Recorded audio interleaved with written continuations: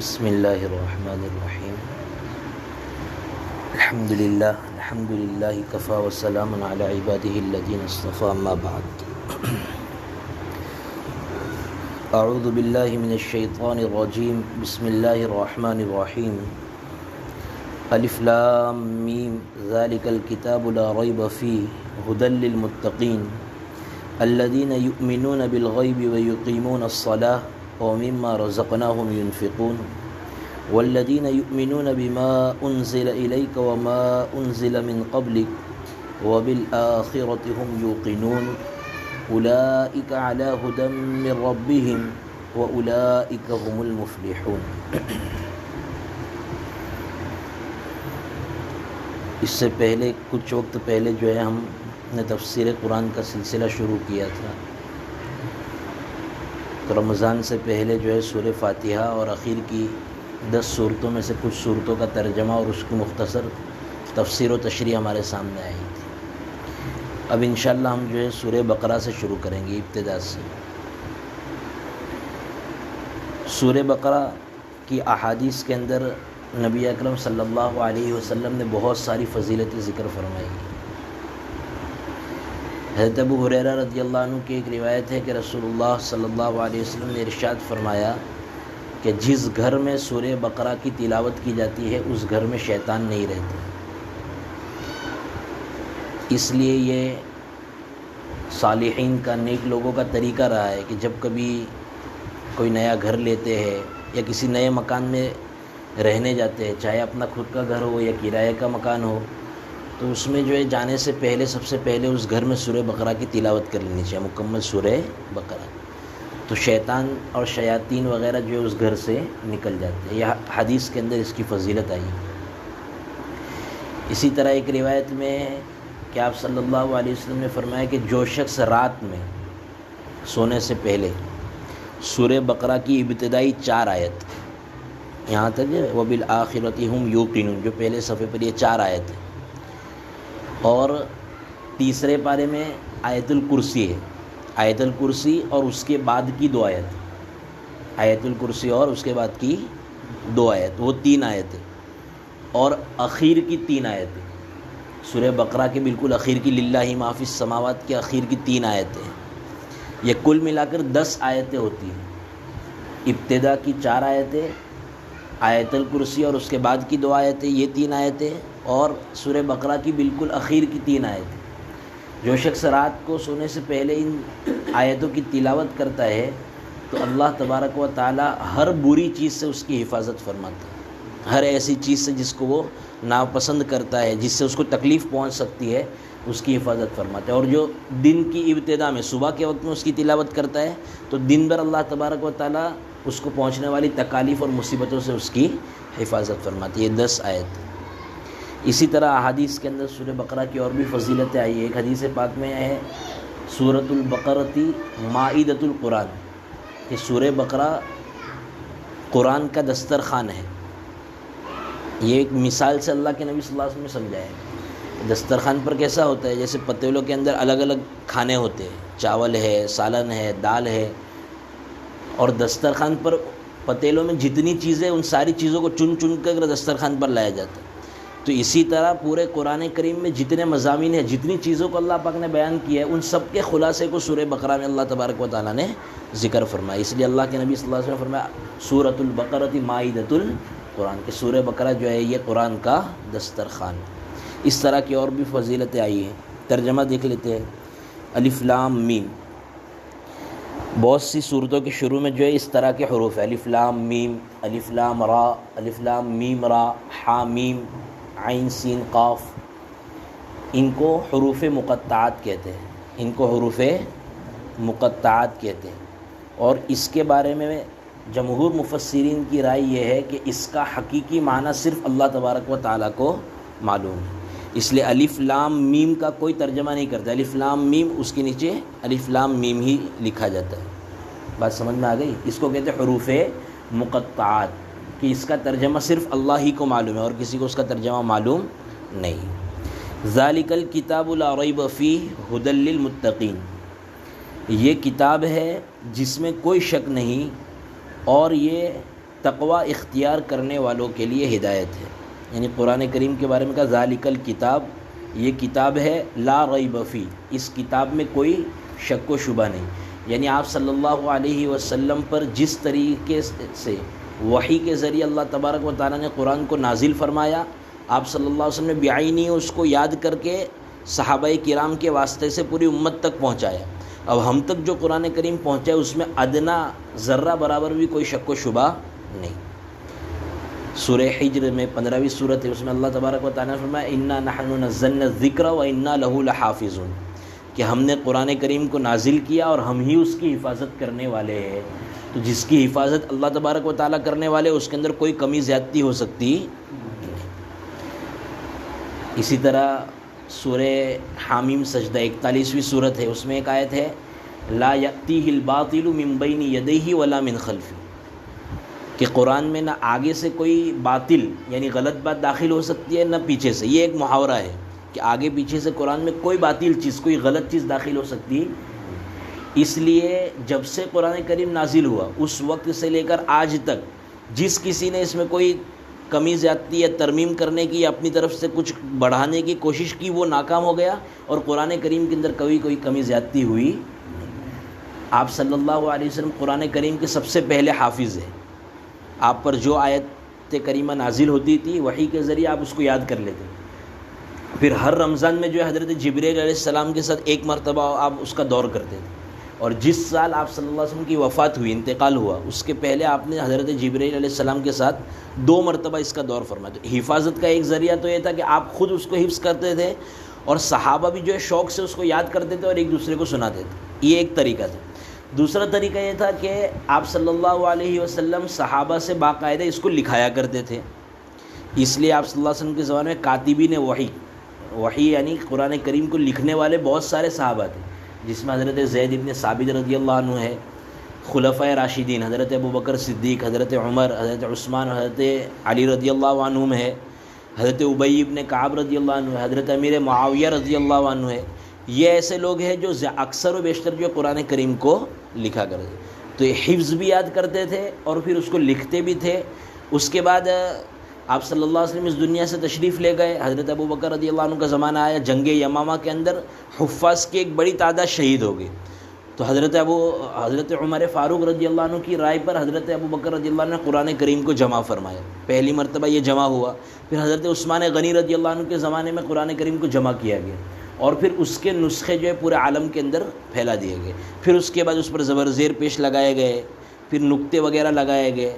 تو یہ قرآن کریم اس طریقے سے محفوظ ہے. تو اللہ تبارک و تعالیٰ نے سب سے پہلے کہا ذالک الکتاب لا ریب فیہ، کہ یہ کتاب ہے جس کے اندر کوئی شک و شبہ نہیں. اب یہ کتاب کیسی ہے؟ ھدی للمتقین، کہ تقوی اختیار کرنے والوں کے لیے ہدایت ہے. متقین اللہ تبارک و تعالیٰ سے ڈرنے والے. تقوی کہتے ہیں کہ اللہ کی اطاعت کرنا اور اللہ نے جن چیزوں سے منع کیا ہے، معاصی گناہ، ان گناہوں کے کاموں سے اپنے آپ کو بچانا. تو جس کے اندر یہ صفت ہوگی وہ قرآن کے ذریعے دنیا کے اندر بھی رہنمائی حاصل کر سکتا ہے اور آخرت کے اندر بھی رہنمائی حاصل کر. اسی کو کہا ھدی للمتقین، کہ تقوی اختیار کرنے والوں کے لیے یہ قرآن رہنمائی اور ہدایت ہے. اب تقوی اختیار کرنے والوں کی صفت کیا ہوتی ہے، وہ کیسے ہوتے ہیں، تو اس کو آگے بیان کیا. الذین یؤمنون بالغیب، یہ وہی لوگ ہیں جو غیب پر، بن دیکھی چیز پر ایمان رکھتے ہیں. یعنی جو چیز ان کو دکھائی نہیں دیتی ہے لیکن اللہ کے نبی صلی اللہ علیہ وسلم نے بتلا دیا تو ایمان رکھتے ہیں. جیسے فرشتے ہیں، ہمارا ایمان ہے کہ فرشتے موجود ہیں. ہم فرشتے کو ہم نے کبھی دیکھا نہیں ہے لیکن ہم کو بتلا دیا گیا کہ فرشتے موجود ہیں، ہم اس پر ایمان رکھتے ہیں. جنت اور جہنم موجود ہے، مرنے کے بعد اچھے اعمال پر جنت ملے گی، برے اعمال پر جہنم میں جانا ہے. یہ ہم نے دیکھا نہیں ہے لیکن ہم کو حدیث میں بتلا دیا گیا، ہم اس پر ایمان رکھتے ہیں. تو اس کو کہتے ہیں الذین یؤمنون بالغیب، کہ متقیوں کی سب سے پہلی صفت ہے کہ ان کو چیزیں دکھائی نہیں دیتی ہے لیکن اللہ کے نبی صلی اللہ علیہ وسلم نے جو چیزیں بتلا دی ہے بن دیکھے وہ اس پر کیا رکھتے ہیں، ایمان رکھتے ہیں. الذین یؤمنون بالغیب ویقیمون الصلاۃ، اور نماز کو قائم کرتے ہیں. اقام الامر، کسی چیز کو قائم کرنا، کہتے ہیں کہ اس کے جتنے بھی ضوابط ہے، اس کے جتنی بھی سنن و آداب ہے، ان سب کی رعایت کرتے ہوئے اس کو پورا کرنا. تو یقیمون الصلاۃ کا مطلب یہ نہیں کہ صرف نماز پڑھ لینا، بلکہ جماعت کے ساتھ نماز پڑھنا، جو وقت کی پابندی ہے اس وقت کے اندر نماز پڑھنا، قضا نہیں کرنا اس کو، اس کی کے وقت میں نماز پڑھنا، اور ہمیشہ مسلسل نماز پڑھنا، کبھی پڑھتا ہے کبھی نہیں پڑھتا ہے تو اس طریقے سے نہیں، تو اس کو کہتے ہیں یقیمون الصلاۃ۔ تو متقیوں کے لیے ہدایت ہے، ان کی پہلی صفت ہے کہ وہ غیب پر بن دیکھے جو ہے وہ بن دیکھی چیزوں پر ایمان رکھتے ہیں، دوسرا یقیمون الصلاۃ، نماز کو قائم کرتے، وَمِمَّا رَزَقْنَاهُمْ يُنْفِقُونَ، اور ہم نے جو ان کو رزق عطا فرمایا ہے اس میں سے خرچ کرتے ہیں۔ اللہ تبارک و تعالیٰ نے جو مال دیا ہے اس مال میں سے اللہ کے راستے میں خرچ کرتے ہیں۔ رزق کہتے ہیں ما ينتفع به الانسان، وہ چیز جس کے ذریعے انسان نفع اٹھاتا ہے۔ تو انسان اپنے مال سے بھی نفع اٹھاتا ہے، اپنے جسم کے اعضاء سے بھی، ہاتھ سے بھی نفع اٹھا رہا ہے، پیر سے بھی نفع اٹھا رہا ہے، آنکھوں سے بھی نفع اٹھا رہا ہے۔ اسی طرح اللہ تبارک و تعالیٰ نے اولاد دی ہے تو اپنی اولاد سے بھی نفع اٹھاتا ہے۔ ان ساری چیزوں کو رزق کہتے ہیں۔ تو ان سب چیزوں کو وہ اللہ کے راستے میں لگائے، اپنی کہتے ہیں نا اپنی جان کو بھی لگانا ہے، اپنے مال کو بھی لگانا ہے، اپنی اولاد کو بھی، اپنے گھر والوں کو بھی، ان سب چیزوں کو اللہ کے راستے میں خرچ کرتا ہے، اللہ کے لیے خرچ کرتا ہے۔ اب مال اللہ نے دیا ہے تو مال کے اندر جو تقسیم ہے کہ سب سے پہلے حق کے واجب ادا کرنا ہے کہ انسان اپنے اوپر خرچ کرے، اپنی بیوی پر خرچ کرے، اپنے ماں باپ پر خرچ کرے، اپنی اولاد پر خرچ کرے، یہ تو واجب ہے، یہ تو کرنا ہی ہے اس کو۔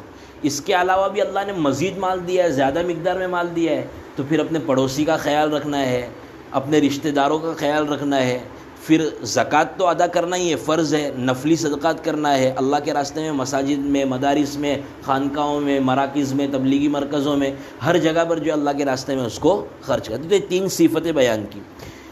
پھر والذین یؤمنون بما انزل الیک، پھر اور ایک صفت بیان کرے کہ یہ وہی لوگ ہیں جو ان کتابوں پر ایمان رکھتے ہیں، جو اس کتاب پر ایمان رکھتے ہیں جو آپ کی طرف نازل کی گئی۔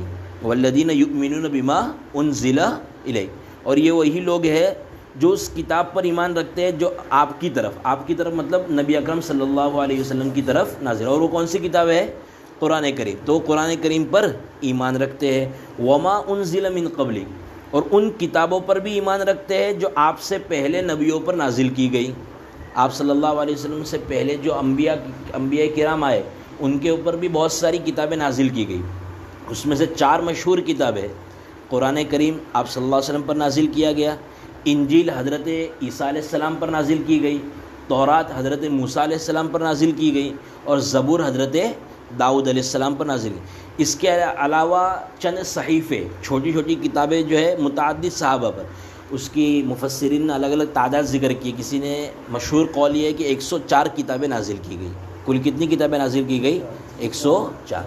حضرت ابراہیم علیہ السلام پر، حضرت موسیٰ علیہ السلام پر صحیفے اترے، اس کا ذکر سبح اسم ربک الاعلیٰ کے بالکل اخیر میں، فی صحف ابراہیم و موسیٰ، کہ حضرت ابراہیم اور حضرت، تو یہ ہے کہ مومن کی شان یہ ہے کہ قرآن کریم پر بھی ایمان رکھتا ہے اور پچھلی جتنی کتابیں ہیں اس پر بھی ایمان رکھتا ہے۔ ابھی یہاں پر دیکھیے یہ کہا گیا کہ جو کتاب آپ پر نازل کی گئی اس پر ایمان رکھتا ہے، اور جو آپ سے پہلے اتاری گئی اس پر ایمان رکھتا ہے۔ اس میں یہ نہیں کیا کہ جو آپ کے بعد، کیوں؟ کیونکہ آپ صلی اللہ علیہ وسلم کے بعد کوئی نبی آنے والا نہیں ہے۔ تو اس سے اشارہ ہو گیا کہ آپ صلی اللہ علیہ وسلم خاتم النبیین ہے، آپ صلی اللہ علیہ وسلم آخری نبی ہے، آپ کے بعد کوئی نبی آنے والا نہیں ہے۔ جو نبوت کا دعویٰ کرے وہ جھوٹا ہے، اس کو ماننے والا جھوٹا ہے، اور وہ دائرہ اسلام سے نکل۔ تو ہم اللہ کے نبی کو نبی بھی مانتے ہیں اور خاتم النبیین، سب سے آخری نبی بھی مانتے ہیں۔ اب کوئی نبی آنے والا نہیں ہے، جب کوئی نبی نہیں آئے گا تو وحی کے ذریعے اس کے اوپر کوئی کتاب بھی نہیں آئے گی۔ وبالآخرۃ ہم یوقنون، اور آخرت کا وہ لوگ یقین رکھتے ہیں، کہ یہ نہیں سمجھتے کہ دنیا کے اندر ہی بس عیش و آرام کے ساتھ زندگی گزار دینی ہے، یہاں کھانا ہے، پینا ہے، مست رہنا ہے، اور پھر مرنے کے بعد ہڈیاں ختم۔ یہ تو کافروں کا عقیدہ ہے۔ کافروں کے عقیدے قرآن میں بار بار آئیں گے کہ وہ نبیوں سے کہتے تھے اَإِذَا مِتْنَا وَكُنَّا تُرَابًا، کہ جب ہم مر جائیں گے اور مٹی ہو جائیں گے تو کیا واپس سے دوبارہ زندہ کیے جائیں گے؟ ان کا عقیدہ یہ تھا کہ دوبارہ زندہ ہونا نہیں۔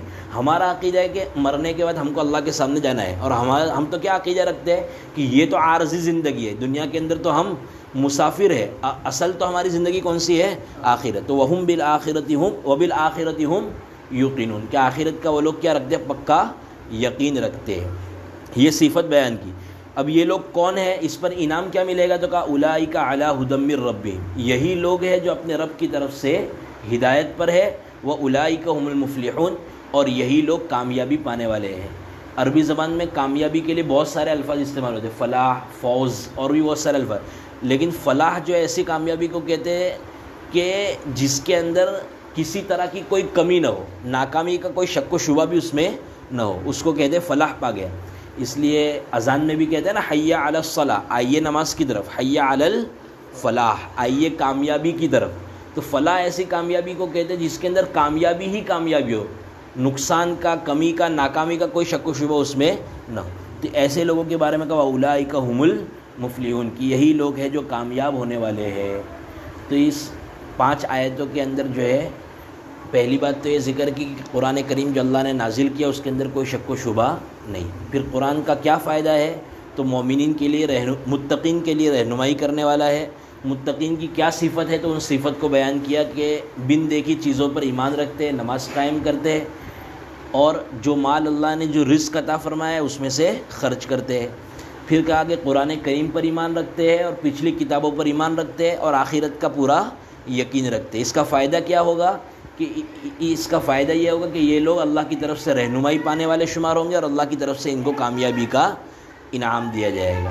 تو سورہ فاتحہ اس کے پہلے والی جو سورت ہے اس میں ہم ایک دعا کرتے اہدنا الصراط المستقیم، کہ اللہ ہماری سیدھے راستے کی طرف رہنمائی فرما۔ تو اللہ تبارک و تعالیٰ نے سیدھا راستہ کون سا ہے ان آیتوں کے اندر اس کی طرف رہنمائی فرمائی۔